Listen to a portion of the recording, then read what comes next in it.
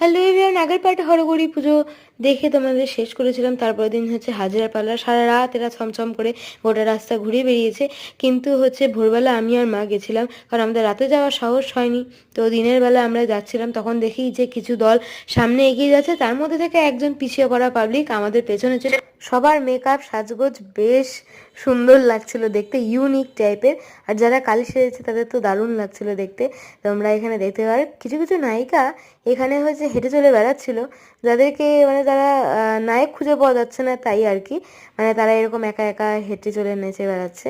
তবে এই দিনটা, হাজার দিনটা আমার জন্য খুব মেমোরেবল, কারণ আমি এই দিনটার মানে আগের বছরের হাজার দিন থেকে আমি আমার ইউটিউব জার্নিটা শুরু করেছিলাম।